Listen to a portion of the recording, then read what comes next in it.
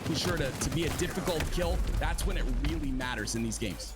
Yeah, that's such a great call, because as much as the spawn traps are important, just having that presence in your opponent's base, you know, or forcing your opponents to always look over their shoulder trying to find where you are at all times, that's a distraction. That just allows the enemy team to then surround you. So finesse your life, play your life, get into your enemy's base and stay alive, because all you're doing is buying valuable time for the rest of your team to be effective on the map and to gain value themselves. I love that call, Tim. I really do. Appreciate you, Tony, but 2007, we saw a different sword here, right? This sword side of the base, very, very different than it is today. We've got the repulsor to work with. We've got an escape down through runway. So, I mean, sword is so much more powerful now in Halo Infinite than it was in Halo 3. I'm seeing a lot more players kind of go towards this side of the map. You know, back in the day, it used to be kind of the sniper holding sword on his own, but now you see pushes through sword, you see pushes through bridge, and right now, as you can clearly see, Cloud9 have full control of this sword side. And it's almost like that exit route from the sword really created so many avenues for you to push up and push out of it. You know, before it was so predictable where you would go when you're trapped in sword, so it kind of made it tough. But on this game, you know, that exit route to get to its runway, you're guessing a little bit. It's a little bit of a different flow to the map, and I don't know if I'm mad at it. I've got some crazy ninjas on people going after OS, so going to the sword side, so maybe I like it a little bit too much. 11-6 lead in favor of Cloud9 as of right now. Slay is 2-0 with that sniper over towards his tower side. The moment they get those slays, you know he's gonna try to move in for the spawn trap, and Hative just lost his head there. That's exactly what Cloud9 want to see, as Cloud9 have doubled the score line of Lies. Yeah, Cloud9 just have full control here, especially with Snipe on the top turret. It's going to take someone breaking down Nemesis here to make a push happen. Maybe Pac Mandela is that man, but as you can see, we talk about the finesse. Look at this. It's incredible to be able to stay alive that well. Now on a killing spree, he plays his life and once again establishes that tower control, which is so vital in a game like Slayer on M-Period. The value of Nema wins never ceases to impress me, even at Worlds. The man was seventh in Slayer damage taken, given. This man does it all. Nemesis, the hardest kill so far here on Pit, and you're seeing why, manning the tower side, raining down those shots as Hative tries to finally push Nemesis out, but now Nemesis has backup. It's Rami. He has friends. The bait and switch comes in. He has the overshooting heat wave. Deletes two. Now gonna move it for the third. That's gonna be a triple kill. Swale steals the overkill. How dare you? 24-8. It rolls downhill when, as of right now, Cloud9, they're rolling and rolling on Lies. The spawn trap continues. This is about to be bad. Gentlemen, get the children out of the room right now. This is about to be too bloody. This is what we talked about, right? That spawn trap. It's so incredibly difficult to get out of. But not only is Nemesis playing his life on tower, but then you have a player like Rami. We talked about how selfless he was earlier. He's a selfless player who will come through. He had an overshield, obviously, and Heatwave comes through, just helps, you know, make sure Nemesis stays alive in that scenario. They continue to maintain control, but finally, Lies get out of the stranglehold. And now looking to try to push past this 50% portion of the map, which is going to be very important if they want to bring this game back. 28-11. What a clinic out of Cloud9.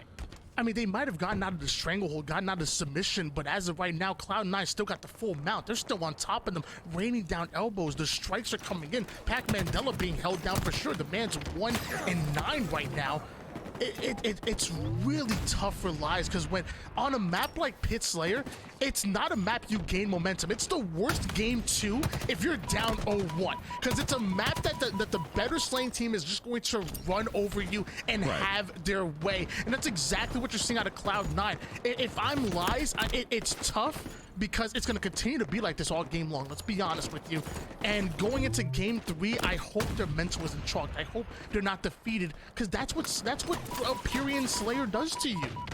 Right, it's kind of like this Cloud9 roster does such a good job of that offense. We saw that out of Nemesis, right? But they also apparently do a very good job on the defense side of things. Finally, though, Lies makes this break happen, but look at the map. They're not allowed to, they're not able, I'm sorry, to capitalize on these kills. They're not able to get that map control to be able to spawn trap Cloud9, and Cloud9 are already through long haul, and with rockets coming up, this is going to be very difficult to come back from this huge deficit of 33-18.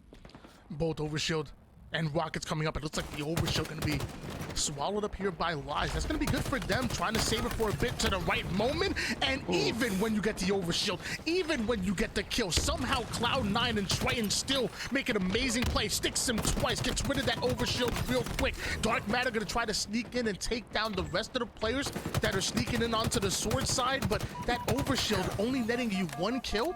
You usually want to turn that 3 into 4, maybe into a wipe, and sadly Lies just weren't able to do that. Yeah, unfortunately, you know, I believe it was Bop that got the overshield, and when you have Cloud9 completely collapsing on you on that overshield timing, it's just so difficult to make anything happen of it. But you know, the best thing is that it wasn't in the hands of Cloud9, so that they continue to pressure your base. At least you got it and you were able to essentially burn it. And you know, Dark Matter taking control of the top tower here, not a bad play, but Cloud9 so very aggressive, and with 3 dead, this is going to look very ugly very soon as they go for the last kill on Bop. Ooh, but Bob's bopping.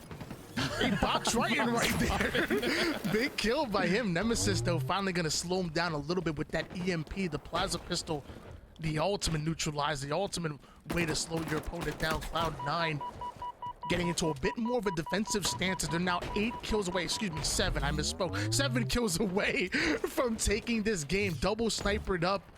Lies. I mean, it's not impossible.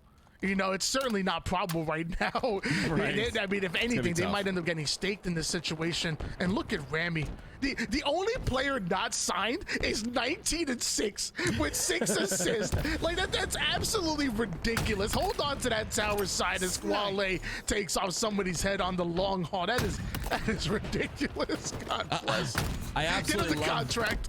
I give him the contract. I absolutely love the discipline though out of Cloud9 to be able to sit back and wait for that initial pick. The trades come through, so they're not able to really push off that. But you know, being in a lead this large, you would think that they would kind of push up, you know, and be just madly aggressive on that advantage, but instead they play that discipline halo to make sure that, you know, there's a potential they get spawn trapped. You know, it'd be a miracle, but they get spawn trapped and end up losing the game. But now 1 kill away, it looks like it's going to be locked in, and this overshield is not saving anyone. Oh my goodness, he barely misses. There it is, another win once again by Cloud9. I mean, absolutely.